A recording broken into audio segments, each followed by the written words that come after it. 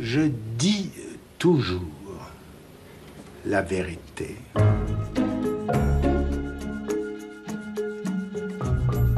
Comment était-ce avant que fût repéré l'inconscient? Ben, c'était pareil.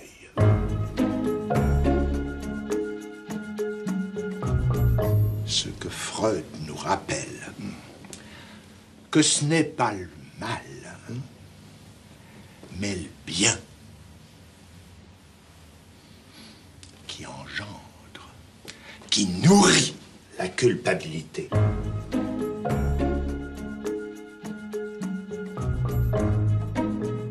Est-ce que vous connaissez Lacan, que beaucoup dont je suis considèrent comme le plus grand psychanalyste depuis Freud?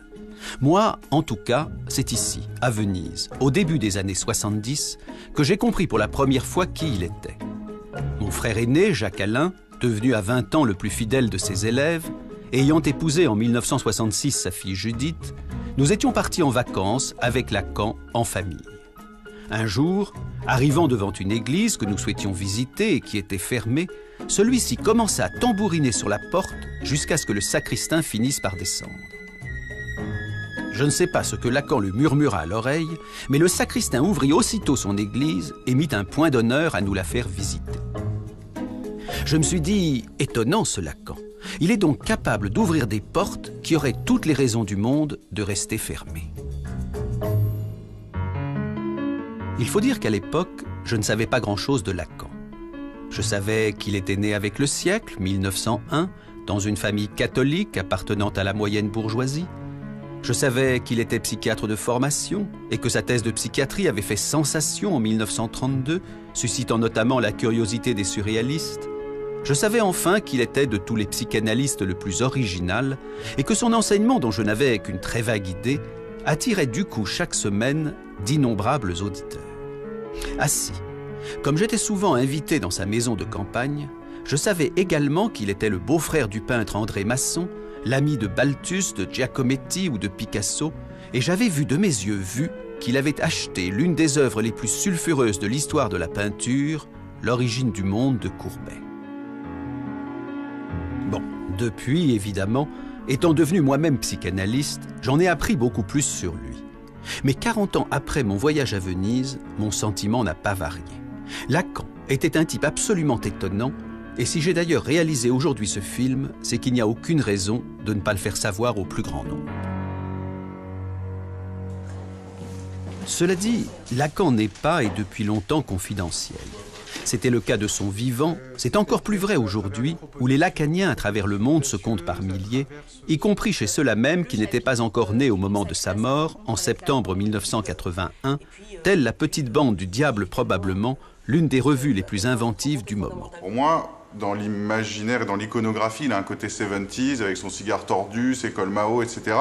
Mais il est d'une actualité, je dirais, imputrescible, parce que justement, il est sulfureux, parce que c'est un personnage qui prend des risques, qui va contre lui-même. Et c'est en ça qu'il fait preuve d'un courage et nous met au défi.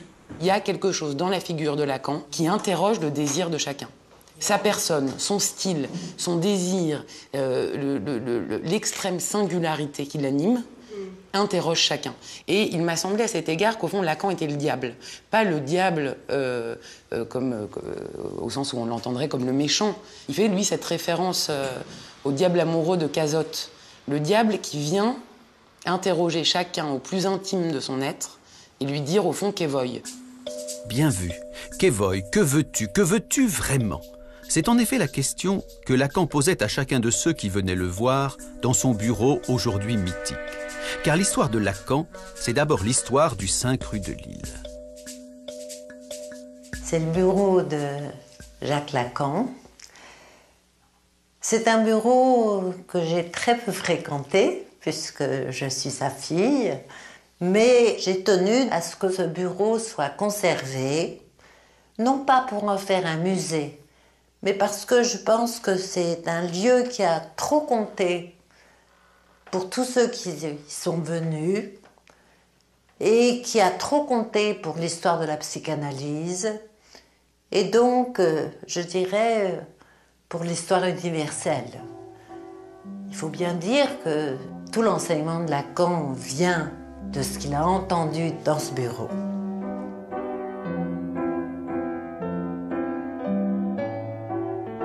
Juste après la guerre, on vivait tous ici. Ma sœur dormait sur le divan parce qu'on était très nombreux dans la maison. L'appartement a 117 mètres carrés. Il y avait nous quatre, ma mère, mon père, Laurence et moi. Et puis, les maçons étaient là aussi. Ils sont rentrés d'Amérique et pendant quelque temps, Laurence devait dormir sur ce divan qu'elle dégageait quand elle allait à l'école, et peut-être un peu plus tôt, parce que mon père commençait très tôt. À 7 h du matin, jusqu'à pas d'heure, avec Gloria, dont mon père considérait qu'elle faisait partie de sa pratique.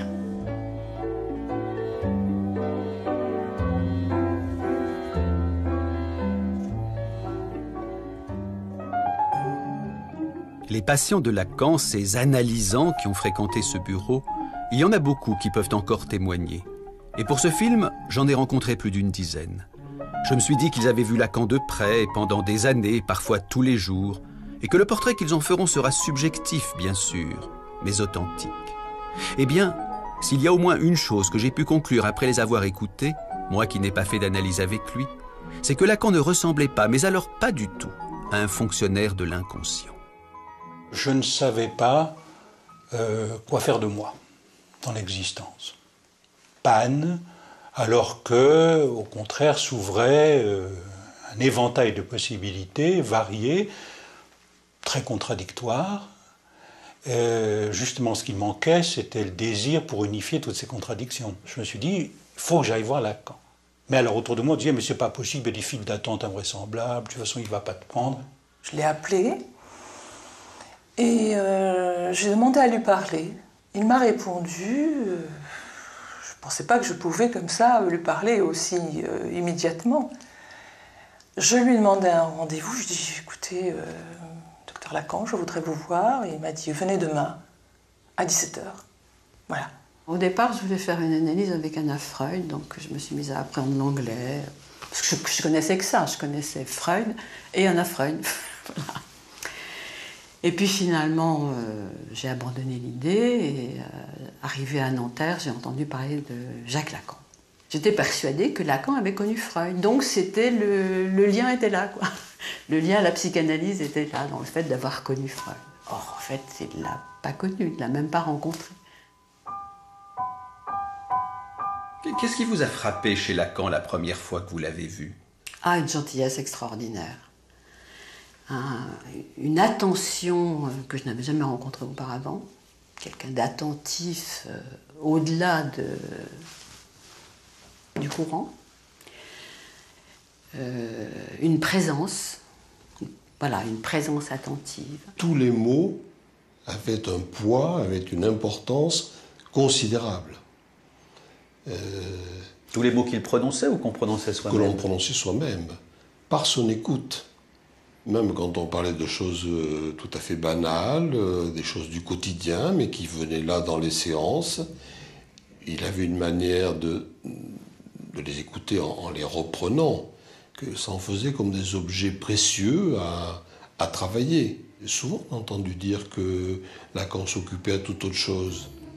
Lacan s'occupait surtout à écouter celui qui lui parlait.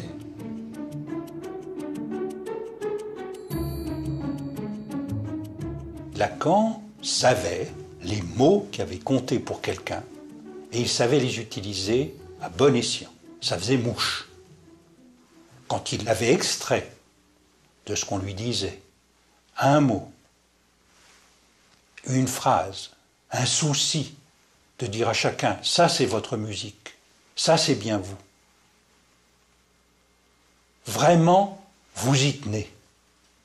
Ce genre de ponctuation touchait à chaque fois, en effet, un noyau tout à fait central et donnait l'idée qu'il avait enregistré. Êtes-vous freudien ou lacanien, me demande-t-on souvent. Et invariablement je réponds lacanien, donc freudien. Car même si Lacan n'a jamais rencontré Freud, de tous les psychanalystes, il est celui qui l'a lu livre après livre avec le plus de sérieux. Tenez, un exemple. S'il y a bien une phrase emblématique de Lacan, c'est celle-ci. L'inconscient est structuré comme un langage. Mais qu'est-ce donc là, sinon le pivot même de la découverte freudienne ? Comment a-t-il fallu Freud pour que simplement il en vienne à lire les rêves, les lapsus, voire les mots d'esprit, comme on déchiffre un message chiffré. Allez au texte de Freud, réparti dans 3 livres qui s'appellent La science des rêves, La psychopathologie de la vie quotidienne et ce qu'on a traduit le mot d'esprit, le Witz. Vous y lirez.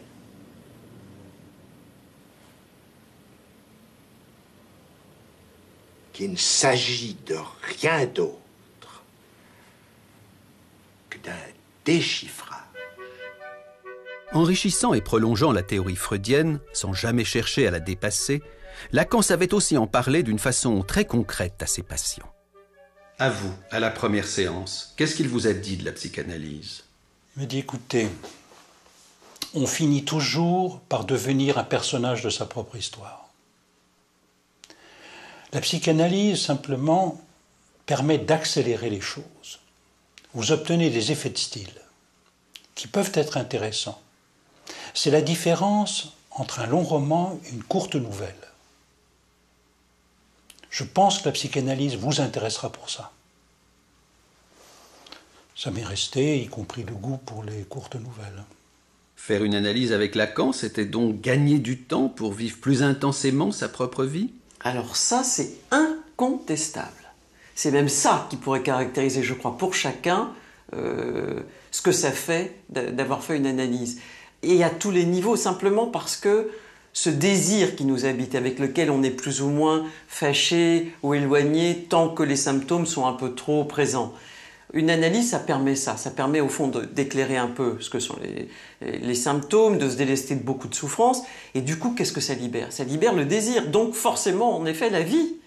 Et la vie à tous les niveaux. C'est vrai dans la vie amoureuse, c'est vrai par exemple pour une femme qui déciderait d'avoir des enfants, c'est vrai au niveau du travail. Moi, il se trouve que par exemple, j'ai toujours été une grande travailleuse, mais ça a décuplé mes forces au travail, et avec un bonheur et une envie voilà, qui est là tout le temps. Cela dit, ne racontons pas d'histoire. Faire une analyse avec Lacan n'était pas de tout repos. On s'allongeait sur son divan, mais pas pour s'y relaxer. C'était difficile, Lacan. Il te prenait avec une main, mais il te... Bon, il me vient le nom en italien, il strattonava avec l'autre main.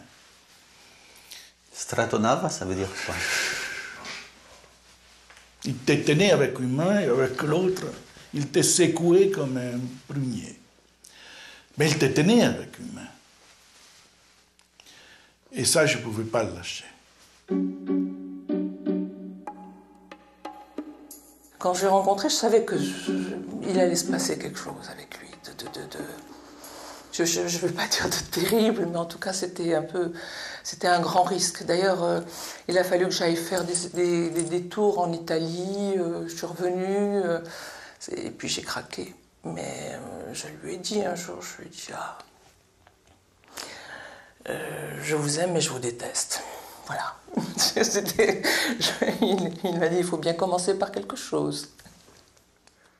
Aujourd'hui, vous êtes marié, vous avez 2 enfants, mais à l'époque de votre analyse, vous étiez prêtre. Qu'est-ce qui s'est donc passé avec Lacan? Il a provoqué une espèce de scission entre un idéal auquel j'étais né et j'avais tenu depuis que j'étais petit. Il faut penser que je suis entré au couvent que j'avais 10 ans et ordonné prêtre à 25. Il a fait une coupure entre cet idéal et ce qui m'était comme passion, comme ma passion. La psychanalyse vous a détaché de l'Église, elle vous a également détaché de Dieu? C'est bizarre, c'est resté la même chose. J'ai douté avant, je doute maintenant. Alors Lacan, il était du côté de la dureté ou de la douceur? Je retiendrai que la dureté était du côté de l'acte, mais que la douceur faisait que l'on continuait son analyse.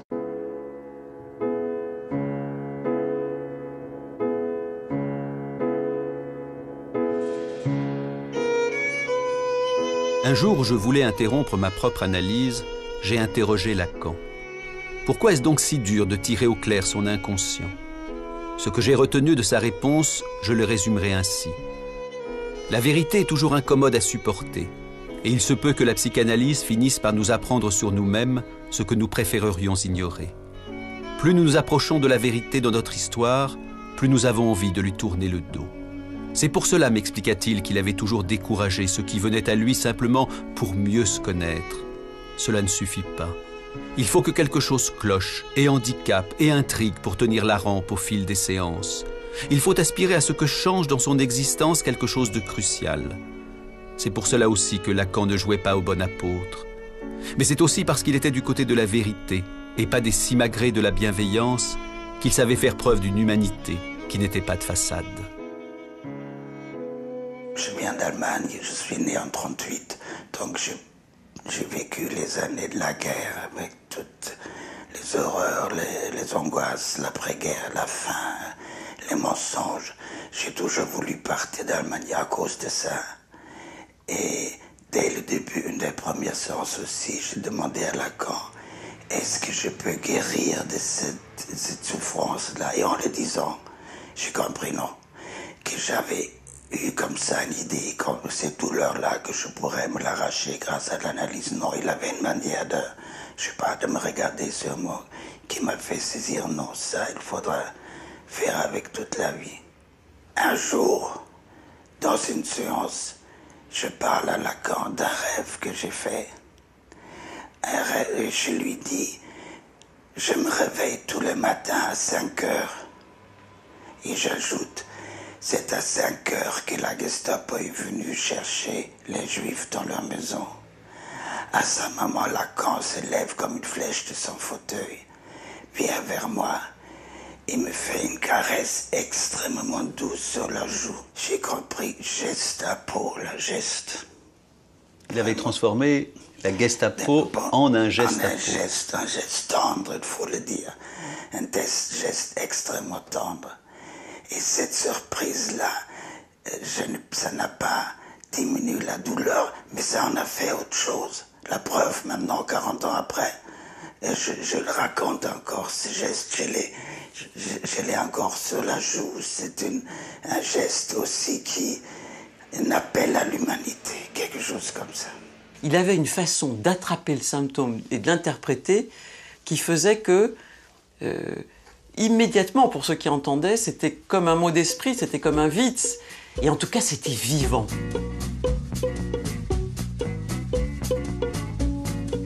Vivant. Et on peut même ajouter libre. Car Lacan faisait preuve dans sa pratique comme dans sa vie d'une liberté réjouissante qui contrastait avec la rigidité, le formalisme, le sérieux des psychanalystes de son époque. Et c'est pourquoi, bousculant sans ménagement le cadre austère du conformisme psy, il fit de son bureau un lieu volcanique. Chaque analysant vient, il a l'heure précise de son rendez-vous. Mais une fois qu'il débarque, il ne sait jamais quand Lacan va le prendre. On rentre dans le salon et la bibliothèque sont pleines de monde. Et alors, d'un côté, les jeunes, plutôt intimidés, attendant leur séance, et puis ceux de la précédente génération, qui causent entre eux le plus normalement du monde. On se croirait vraiment dans le dernier salon où l'on cause. À la fois, il peut y avoir des moments dans lesquels tous les sièges étaient pris. Et il y avait des moments et des heures où on était tout seul.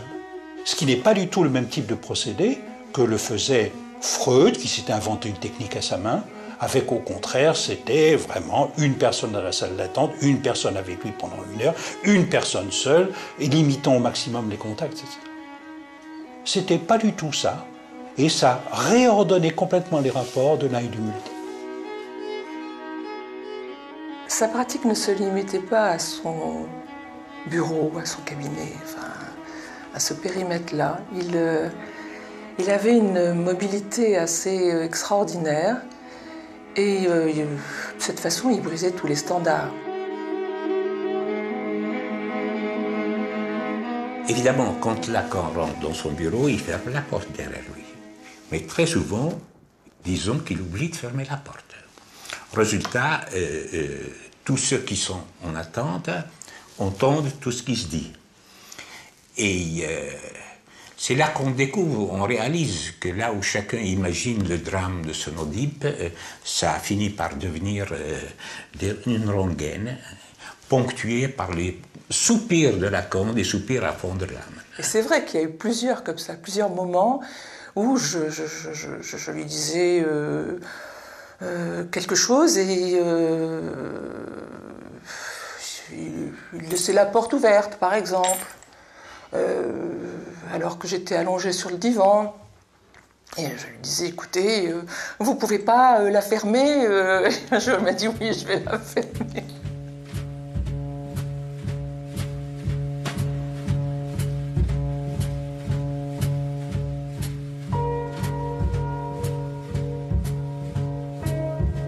Il y a certainement un maniement de l'espace, disons, du privé et du public, qui faisait tout de même que chez Lacan se brouillait l'espace privé, l'espace public.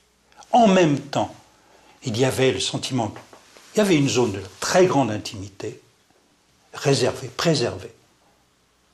Il y a des choses que je n'ai jamais sues chez les gens que je croisais plusieurs fois par semaine chez Lacan. Et d'un autre côté, tout un espace où privé-public, des interpellations, des choses se déroulaient sur une scène, disons sur la scène du monde. Par exemple, ton père laissait le téléphone sonner dans son bureau? C'était le contact, je crois, avec le monde extérieur, qui n'était jamais interrompu, aussi attentif qu'ait pu être mon père en tant qu'analyste à chacun. Le monde existait encore. C'est un téléphone qui a toujours été par terre. Et une Américaine était venue consulter le docteur Lacan pour sa fille et elle a tenu que ça n'était pas un analyste qu'elle venait voir, précisément parce que le téléphone était par terre et que l'ensemble des pièces qu'elle a pu voir n'était pas analogue à ce qu'elle imaginait d'un appartement d'un grand psychanalyste. Qu'aurait-elle dit la malheureuse si elle avait su en plus que Lacan interrompait brusquement ses séances sans respecter aucun timing? Les séances à durée variable, ce sont les seules qui peuvent attraper quelque chose d'un instant d'ouverture de l'inconscient. Quand l'analysant dit quelque chose qui n'entend pas ce qu'il dit et que l'analyste coupe là, évidemment, là, ça a un effet beaucoup plus intéressant que s'il s'aperçoit dans la séance de ce qu'il a dit là et qu'il va ensuite prendre tout le temps qui reste dans l'hypothèse d'un effet de séance chronométrée pour s'empresser de recouvrir tout ce qu'il a dit ou donner un système explicatif qui lui-même fera que ce qui a surgi à son insu sera totalement recouvert ou effacé. À ces séances beaucoup plus courtes que dans l'orthodoxie freudienne, Lacan ajoutait une autre inconvenance. Il n'avait pas de grille tarifaire et se déterminait au cas par cas. Comment le prix de vos séances a-t-il été fixé? Je lui ai expliqué qu'à l'époque, l'ordre religieux me donner une certaine somme pour un mois. Et il m'a dit, eh bien, vous me donnez cette somme-là chaque séance. Je dois dire que c'était difficile. Au moment de prendre congé, il me demande un prix de séance. Jamais je n'avais eu autant d'argent sur moi. Alors j'étais complètement éberluée. Et il me dit très gentiment, « Oh, mais ça ne veut pas dire que je vous prendrai ce prix-là à chaque fois. » Lorsque je l'ai vu la première fois, il m'a dit, à la fin, donnez-moi telle somme. Une somme à tomber à la renverse. Alors je lui dis, monsieur, je n'ai pas cette somme. Et il m'a dit, eh bien, donnez-moi ce que vous avez. Je lui ai donné ce que j'avais.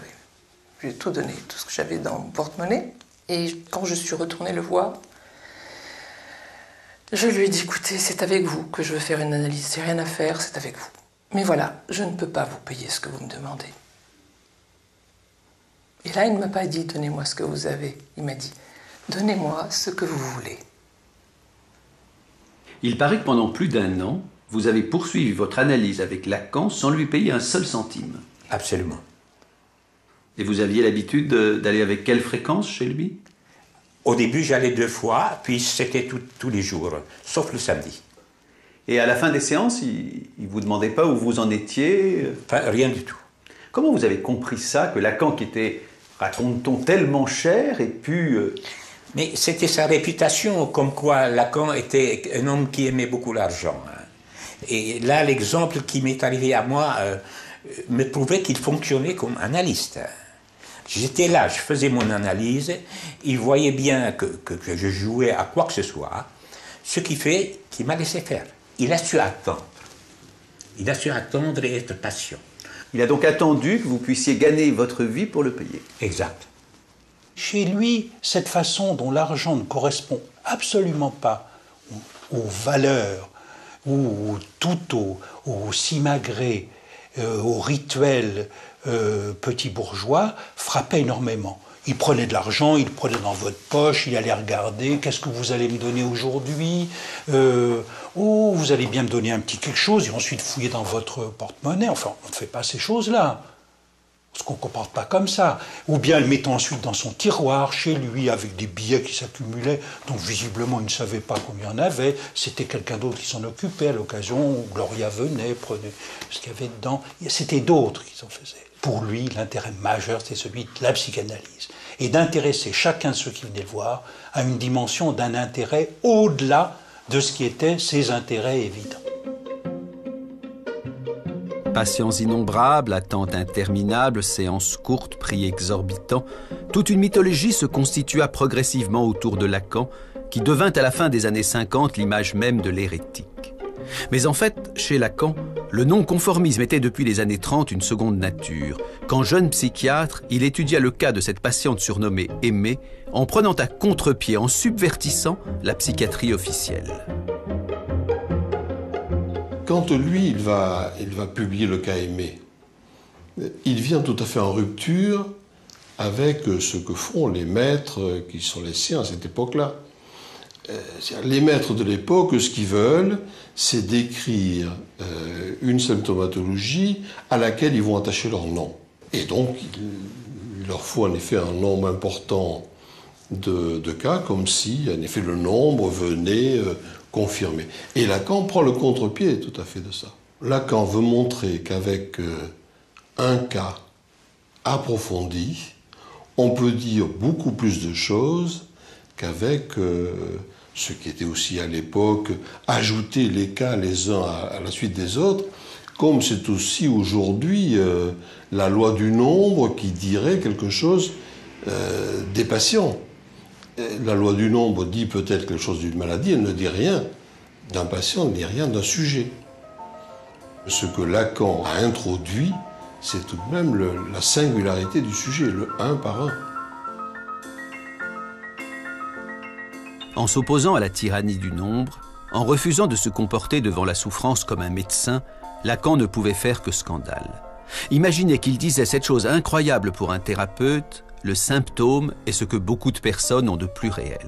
Oui, le symptôme, ce qui nous handicape, ce que les autres appellent notre dérèglement, ce dont la médecine se propose de nous débarrasser, et hop, on n'en parle plus. Eh bien si, justement, parlons-en, disait Lacan. Soyons attentifs à ce que raconte le symptôme, non pas pour l'accepter tel quel comme une fatalité, mais pour l'apprivoiser et le transformer. Croyez-moi, un médecin rencontrant Lacan n'en sortait jamais indemne. De rencontrer Lacan et de faire une analyse avec lui, est-ce que ça a fondamentalement changé votre regard de médecin? Oui, parce que je suis devenu incapable de pratiquer la médecine. Incontestablement, l'expérience analytique a contribué à me défaire de cette position de savoir et de maître qui était celle qui me convenait très bien quand j'étais un jeune médecin. Je me souviens très bien d'ailleurs comment on m'a enseigné la médecine. On me l'a enseigné très bien. Au début, quand je faisais mes premières observations médicales, c'était dans un service de neurologie, on faisait de très très longs examens, la moyenne était d'1 heure, et on apprenait à mettre strictement entre parenthèses tout ce qui était personnel, tout ce qui concernait les petites anecdotes, les petits faits personnels du patient, pour ne retenir que ce qui était strictement objectivable, mesurable, vérifiable. Et ça a été un apprentissage qui s'est fait au fur et à mesure. Et c'est toute cette part singulière, personnelle, individuelle, qui s'est trouvée révélée le jour où j'ai pénétré dans le cabinet du docteur Lacan. Freud avait découvert la psychanalyse en étudiant l'hystérie, c'est-à-dire la névrose. Lacan, lui, savait la dette qu'il devait à la psychose, à la folie. Et c'est pour ça que toute sa vie, ce qu'on ignore souvent, il a continué à se rendre régulièrement à l'hôpital psychiatrique, notamment pour s'y entretenir avec des patients internés, dans le cadre de ce qu'on appelait sa présentation de malade, où il ne manquait jamais de surprendre les jeunes médecins qui l'accueillaient. Alors, j'ai retrouvé quelques notes griffonnées à l'époque, et au fond, c'était... je l'ai accueilli lors de sa venue à la présentation. Habituellement, c'était pas l'interne qui l'accueillait, mais ce jour-là, on m'avait demandé de le faire. Et je ne l'avais jamais rencontré personnellement. Et au fond, ça a été une surprise immédiate. Parce qu'il est arrivé, en montant le perron qui menait au bâtiment où se déroulait la présentation, en me faisant un sourire immense, plus immense que son visage, et comme s'il retrouvait une vieille connaissance très chère. Et je dois dire que c'était vraiment tout à fait surprenant. Et j'avais noté suavement galant, doucereusement agréable, outrageusement courtois, abusivement souriant, terriblement cinglant et malicieusement perçant toujours. Mais c'est ce même homme qui, quelques instants plus tard, devant le malade qu'on lui présentait, changeait du tout au tout, faisant entrer dans l'asile rien de moins que l'écoute psychanalytique. Pour lui, c'était un moment tout à fait important. Un moment, au fond, où il se laissait enseigner par la personne qu'on lui présentait. Donc, et il voulait enseigner aussi l'auditoire. Donc il était extraordinairement attentif à laisser se déployer la parole dans sa singularité, dégagée de tout syndrome morbide, comme on dit. La perspective de sa présentation était une position subversive par rapport à la tradition des présentations de malades, des médecins ou des psychiatres, où au fond on tentait plutôt de démontrer que telle personne entrait dans tel cadre clinique déjà préétabli, alors que Lacan voulait au contraire entendre tout le sel d'une expérience singulière. Hélas, la subversion n'est pas souvent bien vue. Et si les collègues de Lacan, psychiatres ou non, aimaient l'écouter et admiraient son incontestable talent d'orateur, ils ne l'en exclurent pas moins brutalement de leur rang et le traitèrent comme un dissident. Fort heureusement, cela fut l'occasion pour Lacan d'un nouveau départ à Normal Sup, avec à la clé la création de sa propre école de psychanalyse. Lacan avait été expulsé des écoles dans lesquelles il se trouvait auparavant. Il se retrouvait, comme il le disait lui-même, excommunié et par l'intermédiaire d'Althusser, il avait pu trouver asile à l'école normale, dans la salle de théâtre de l'école normale.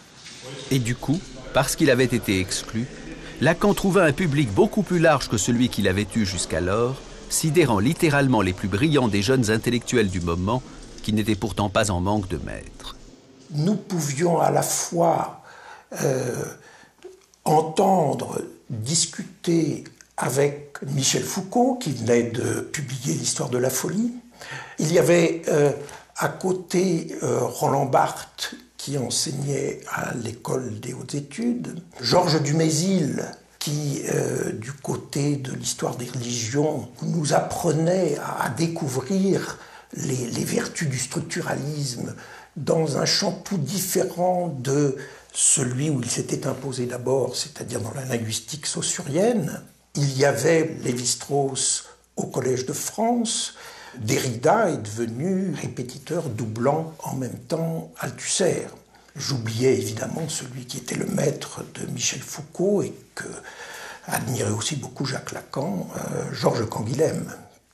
La première fois que j'ai vu Lacan, si on peut dire, je l'ai en même temps entendu et il faisait l'un des séminaires les plus brillants qu'il ait fait et c'est un des textes les plus forts, les plus retentissants, les plus inouïs et donc on regardait ça. Je dois dire que nous n'avions pas tout à fait l'habitude, même en philosophie, d'avoir des choses aussi denses, aussi souveraines et aussi brillantes. Ça m'a paru une insolence extraordinaire. Parler comme il écrivait. Ça me paraissait d'une insolence extraordinaire, au double sens d'insolence, c'est-à-dire à la fois insolent au sens classique et puis inhabituel.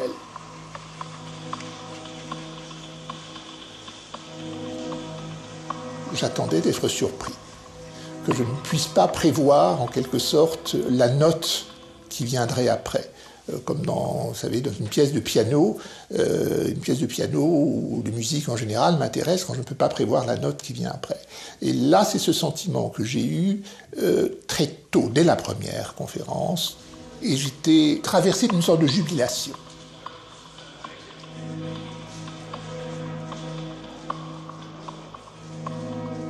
Il n'y a pas de rapport sexuel, les noms du père, la femme n'existent pas. Lacan avait le sens de la formule, et ses auditeurs les notaient comme autant de mots de passe. Mais au final, dans son enseignement, Lacan était clair ou obscur? Ce qu'on appelle les écrivains clairs, généralement, peu importe les exemples, ce sont des écrivains clairs localement. On prend une phrase et c'est clair. Chez Lacan, la clarté est une clarté en réseau, ce qui, du point de vue du lecteur, signifie que c'est une clarté en parcours.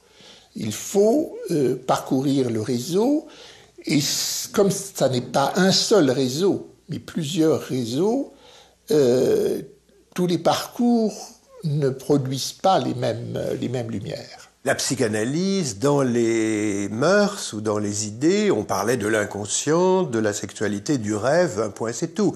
Lui, enfin, c'est quand même quelqu'un qui parlait de tout. Je veux dire, ça allait de Marx à Platon, les philosophes avaient une grande importance, il pouvait faire des grandes leçons sur le théâtre. Comme il connaissait le chinois, il pouvait commenter un texte en chinois écrit au tableau. Ensuite, il y a eu les exercices très difficiles d'algèbre ou de topologie. Et par conséquent, c'était une ampleur de savoir tout à fait extraordinaire. Car c'était aussi ça, Lacan. Un homme qui n'était pas prisonnier du milieu auquel il appartenait et qui s'imprégnait dans son œuvre de bien d'autres discours que le discours analytique, tirant parti des ramifications nombreuses sur lesquelles il pouvait s'appuyer.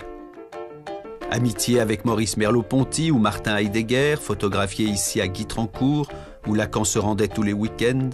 Amitié avec Michel Leiris ou Jean-Paul Sartre, dont on vient seulement d'apprendre aujourd'hui que, souffrant d'hallucinations, il avait consulté Lacan avant de tenter plus tard d'être analysé par lui. Amitié aussi avec les artistes, à commencer par les acteurs de théâtre. Il allait au théâtre, il avait fait sur le théâtre un grand nombre de séminaires formidables, ça allait de Sophocle à Claudel, à Genet, etc.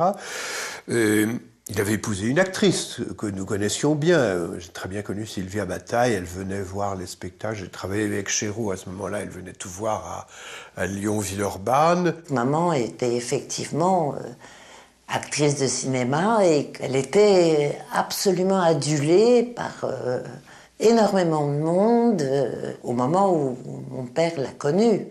C'était certainement quelque chose qui apprenait beaucoup de choses à mon père que d'entendre ma mère parler de ce que c'est qu'être acteur.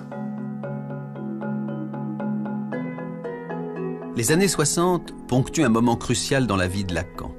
C'est là que son cours, son séminaire, commencé avec une vingtaine de personnes dans son appartement, prend à Normal Sup toute son ampleur. Désormais, il est clair que tout le monde peut venir écouter ce que Lacan veut transmettre. Cet auditoire était extrêmement bigarré. Se retrouvaient à la fois là des psychiatres, des mathématiciens, des historiens, des sociologues, des philosophes, des économistes, enfin des gens venant d'horizons extrêmement divers que Lacan avait pêchés. Il les avait entraînés dans quelque chose qui était un rendez-vous générationnel, mais d'une génération qui défie la chronologie. On ne savait pas ce qu'on allait trouver ce jour-là quand on venait au cours de Lacan. On ne savait pas ce qu'on allait entendre. Et d'ailleurs, à la sortie, chacun avait entendu des choses extrêmement diverses. Chacun était persuadé d'ailleurs que Lacan lui avait dit quelque chose à lui de particulier dans le séminaire, quelque chose avait vibré, enfin c'était très drôle.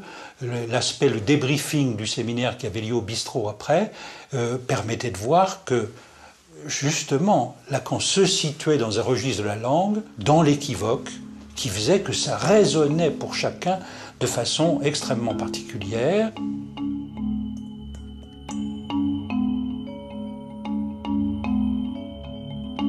C'est à Normal Sup que Lacan rencontra mon frère Jacques-Alain, dont il dira très vite « il y en a un au moins qui sait me lire », décidant de lui confier la rédaction de son séminaire et faisant progressivement de lui son successeur. Jacques-Alain a succédé à plusieurs personnes qui ont essayé d'établir le séminaire, et c'était pour mon père à chaque fois la catastrophe. C'était pas ça qu'il voulait. Moi, ce dont je me souviens, c'est que quand Jacques-Alain lui a dit « je peux faire vos séminaires », il lui en a présenté un, les 4 concepts fondamentaux de la psychanalyse. C'était la joie pour mon père et vraiment un soulagement extraordinaire. Et d'ailleurs, tout de suite, mon père a dit « vous allez les faire tous ». Le travail de Jacques-Alain, pour mon père, était réjouissant, satisfaisant et auquel il tenait comme à la prunelle de ses yeux. Que Lacan ait été soulagé se comprend aisément. Faire passer une œuvre aussi complexe de l'oral à l'écrit était un travail considérable, qui nécessitait de la repenser, de la réécrire. Et cela explique pourquoi Lacan demanda aux éditions du Seuil que Jacques-Alain soit inscrit contractuellement comme son co-auteur. Le résultat est là. Le séminaire est traduit dans le monde entier et considéré comme l'une des œuvres majeures du XXe siècle, avec à la clé cette réussite étonnante que ceux-là même qui n'ont jamais connu Lacan peuvent, en le lisant, l'entendre. J'avais l'impression, en lisant les séminaires, d'entendre sa voix. Voilà, j'avais l'impression d'être en présence de quelqu'un. C'est complètement différent de la lecture d'un texte philosophique, justement, où là, on sent quand même qu'on se plonge dans le passé, on a du mal quand même à faire revivre la voix de Kant, la voix de Hegel. Alors là, c'est vrai qu'avec Lacan, on sent quelque chose qui n'est pas clos. Chaque leçon, où il nous laisse comme ça un peu sur notre faim, où on se dit, bon, là, il faut la leçon suivante, et puis encore la suivante, et encore la suivante. Donc voilà, quelque chose de très vivant qui mettait en mouvement aussi quelque chose en moi. Lire, en fait, le séminaire, c'est pas du tout la même chose que lire un texte théorique, philosophique, ou même un texte théorique psychanalytique. Lire Lacan, l'entendre et le voir aussi. Puisqu'en 1973, à 72 ans, il accepta pour la première fois de sa vie, et la seule, d'être filmé par la télévision française. Avec derrière la caméra, un tout jeune homme qui allait devenir quelques années plus tard un des meilleurs réalisateurs du cinéma français. Pour vous, filmer Lacan, c'était une expérience singulière? Pour moi, c'était un acteur prodigieux parce que c'était un interprète au sens fort. Et là, en plus, il interprétait sa propre parole, son propre discours. Et interprétation, du coup, s'entend évidemment dans tous les sens qu'on voudra. Il n'y a pas de différence entre la télévision et le public devant lequel je parle depuis longtemps, ce qu'on appelle mon séminaire. Vraiment pas de différence? Dans les deux cas, il s'agit d'un regard. Qu'on ne croit pas pour autant que je parle à la cantonade, c'est le cas de le dire. Visionnant le film terminé, les dirigeants de la télévision d'alors furent stupéfaits et, ne comprenant que quic à tout ça, refusèrent catégoriquement de le diffuser. Je suppose que n'importe qui de sensé aurait accepté le verdict en pestant. Pas Lacan, qui ne connaissait rien à la télévision, mais appliquait son principe de ne jamais céder sur son désir.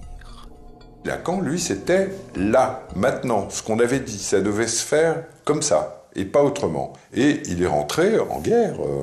C'était tous azimuts, aussi bien les sous-fifres de la télé qui l'appelaient en leur donnant des ordres par téléphone qui étaient absolument incontournables, et tous les importants, entre guillemets, il y en avait quelques-uns qui pouvaient avoir eu affaire à lui d'une façon ou d'une autre sur le divan ou ailleurs, tous ont été requis. Les coups de fil du docteur, les interventions, les lettres, les mots, les petites menaces comme ça envoyées ici ou là, enfin, ça a fini par produire un effet de rumeur qui s'est précisé de plus en plus, au point que Lacan, lui, a senti que non seulement ça passerait, mais que ça passerait à l'heure la plus improbable pour ces gens-là, et qu'ils l'exigeraient, et que ça marcherait. L'heure la plus improbable, c'était quelle heure, donc? 20h30, le samedi soir, 2 samedis soirs de suite, ouais, à 20h30, à l'heure de la plus grande écoute sur la chaîne 1. C'est stupéfiant. Je vous le disais, drôle de type ce Lacan, animé par un désir qui ne le faisait pas tenir en place, comme sur la célèbre photo de Brassailles ou dans l'atelier de Picasso, à côté d'Albert Camus ou de Simone de Beauvoir, il est le seul à bouger. Peu de temps avant sa mort, il dira à ses élèves à Caracas « Soyez lacanien si vous le voulez, moi je suis freudien ». Car tout en donnant naissance à travers le monde au plus important mouvement psychanalytique depuis Freud, il ne s'identifiait pas à lui-même et continuait de se penser décalé et seul. En fait, rien ne dit mieux qui était Lacan que les choix qu'il fit pendant la dernière guerre. Non seulement il hébergea des résistants ou mit un point d'honneur à ne rien publier, mais alors que les nazis occupaient Paris et que Vichy imposait l'étoile jaune, il donna à sa fille un prénom juif, Judith. Il m'a appelée Judith. Je suis née en 1941 et ça a été certainement d'un très grand poids dans ma vie. C'était quand même quelqu'un de très optimiste. Et en tout cas qui a cru à la résistance et qui a résisté.